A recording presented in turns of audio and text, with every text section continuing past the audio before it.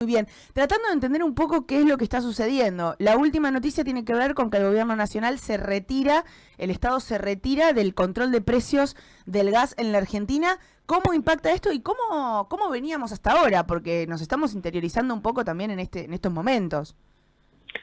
Sí, en realidad es la desregulación del precio del gas licuado en garrafa Uh-huh. y en tubos, existe todavía en algún lugar, que es un dato preocupante porque, como ustedes saben, la garrafa es utilizada por la parte de la población que menos recursos tiene, Uh-huh.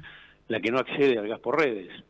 Entonces, bueno, es una política del gobierno, no es novedad, digamos, que se está retirando de todos los lugares Sí. donde puede. Esto, desde nuestro punto de vista, es malo, pero tenemos que construir una reacción popular que permita que estas decisiones vuelvan para atrás, digamos, ¿no?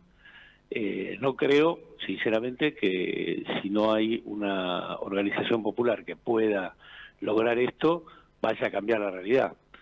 Y esto nos pasó y nos está pasando todavía con el gas natural por redes, con lo que aconteció y los cortes que todavía existen en algunos lugares y en algunas ciudades.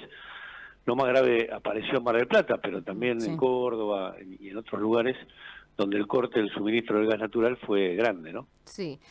¿Por qué ocurre eso? También hablábamos con un concejal de Rincón de los Sauces en Neuquén que nos comentaba que hacía como 3 días que tenían un corte generalizado de gas en varios barrios de Rincón de los Sauces y bueno, también queríamos saber por qué ocurre esto. Sí, es paradójico porque Rincón de los Sauces está bastante cerca de Vaca Muerta, digamos, ¿no? O Sí. sea que, sin embargo, eso también ha ocurrido. Mira, en principio pasaron dos cosas. Primero, el lunes, martes y parte del miércoles, Argentina fue el país más frío del mundo. Uh-huh. Y eso hay que ponerlo en algún lugar, digamos, ¿no? La cuestión climática existió y tiene peso.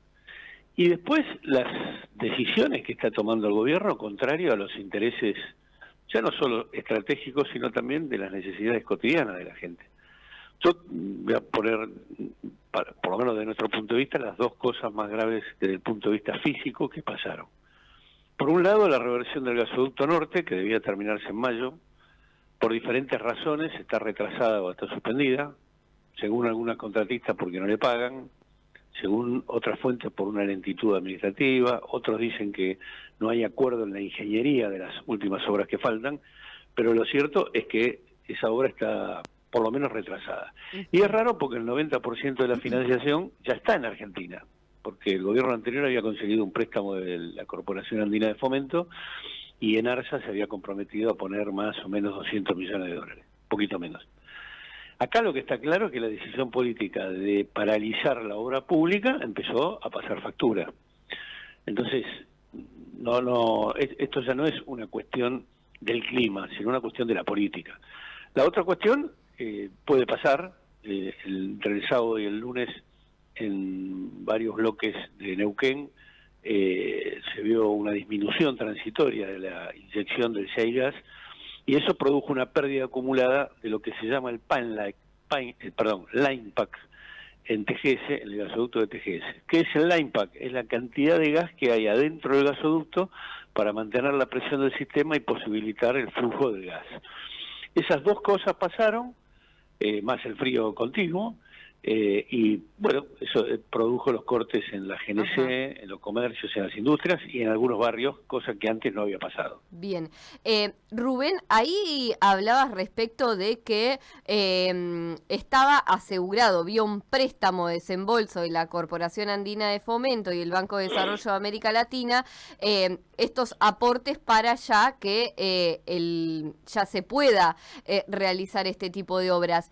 ¿Se sabe qué ha pasado con esos aportes? ¿Dónde está el dinero? ¿O está suspendido? ¿O qué es lo que está pasando con eso?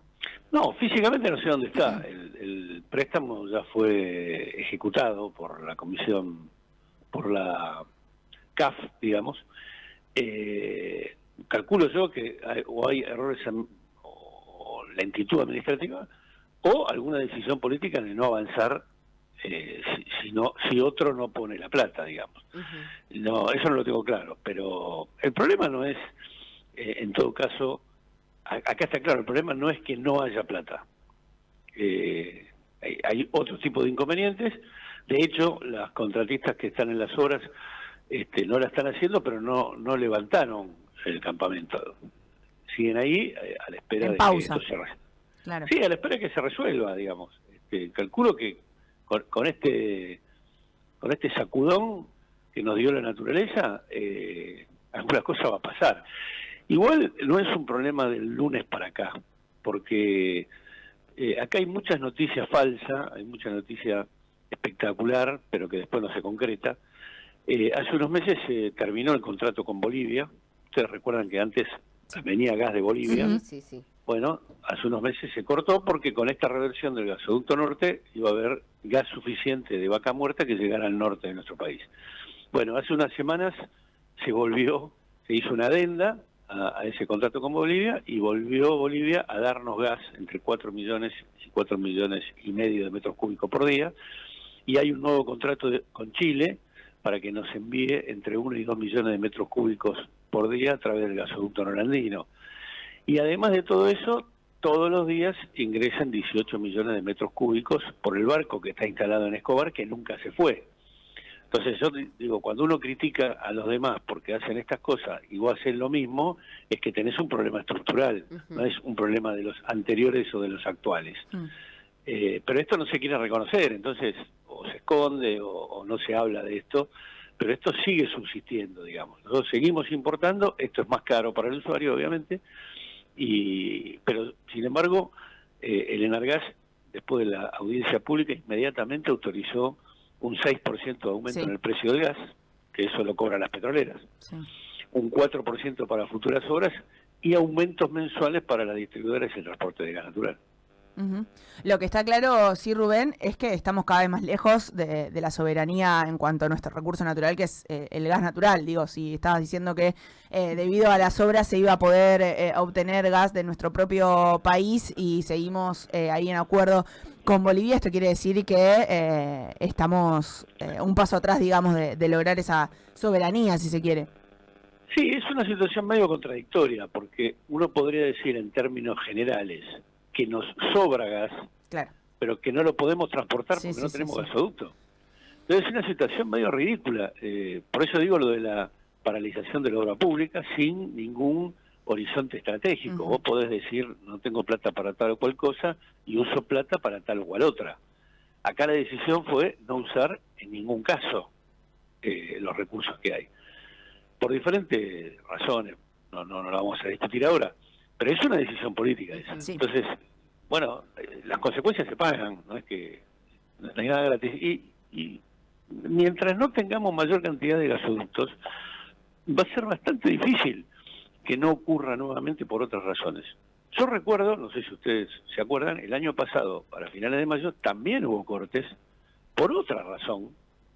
Había un barco de Petrobras en las costas de la provincia de Buenos Aires, el gobierno no pagaba ese gas y el barco casi se fue. Así que Lula es un presidente bastante razonable, se comunicó con el gobierno argentino y le dijo, miren muchachos, paguen, yo les dejo el barco pero paguen, si no me lo tengo que llevar. Bueno, finalmente se pagó, hubo 2 o 3 días de corte y se resolvió el problema. Pero quiero decir que estas cosas por diferentes causas pueden volver a pasar. Claro. Y a veces son problemas de gestión, a veces son problemas de política, a veces ayudan los desperfectos técnicos u operativos, pero esa es la vida real. A ver, en los últimos 3-4 meses, lo único que dijeron del gas es que nos íbamos a llenar de plata porque íbamos a exportar cualquier cantidad. Es más, hubo una pelea por si era en Bahía Blanca o era en Río Negro, lo acusaron a Kicillof de esto, lo otro, se pelearon, qué sé yo. Bueno, ahora la planta regasificadora en Río Negro no se va a hacer. Entonces, estamos hablando de que nos vamos a comer el mundo exportando gas natural licuado y cuando vienen 2 grados bajo cero no podemos darle gas a 46 millones de habitantes. Bueno, acá vemos Hay algo que no claramente anda. que el perjudicado siempre va a ser el usuario. Y decías, si no hay una revolución o en palabras más, palabras menos de los usuarios, no se va a poder hacer nada. ¿Cuál crees que va a ser, digamos, la solución para esto? Para que, bueno, también las tarifas no sigan aumentando, para que no se nos corte el gas si hacen 2 grados bajo cero y todo eso que está ocurriendo hoy en día. Mira, primero, el servicio público de gas natural es algo en Argentina que no es tan típico en otros lugares del mundo. Sí, hace mucho tiempo que en Argentina tenemos gas natural para muchos millones de habitantes en una extensión territorial muy grande. Eso es poco común en el mundo. De hecho, en los países que nos rodean, en América Latina, digamos, solo algunos barrios de las grandes ciudades tienen gas natural permanente. Ujú. Y varias industrias lo usan porque es más barato. En Argentina, además, las generadoras eléctricas andan a gas. Entonces acá hay un tema de seguridad pública. Yo creo que somos 9 millones, un poquito más, de 9 millones de usuarios de gas natural en todo el país. Los trabajadores de la industria del gas también somos usuarios, por eso digo somos. Entonces me parece que tiene que haber una alianza entre los trabajadores y los usuarios para que pongamos sobre la mesa una solución posible.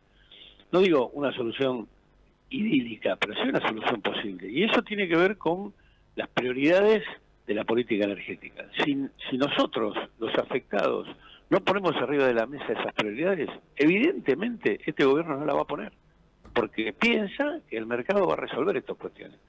Y como, vuelvo a repetir, como nos demuestra la naturaleza, no es así.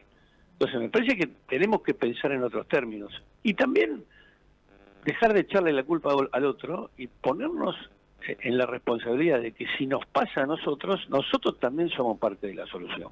No puedo decir que no le pregunten ni a los trabajadores ni a los usuarios qué poder hacer con esto, porque evidentemente si sigue faltando infraestructura de gasoducto, es probable que por esta razón o por otra vuelva a ocurrir.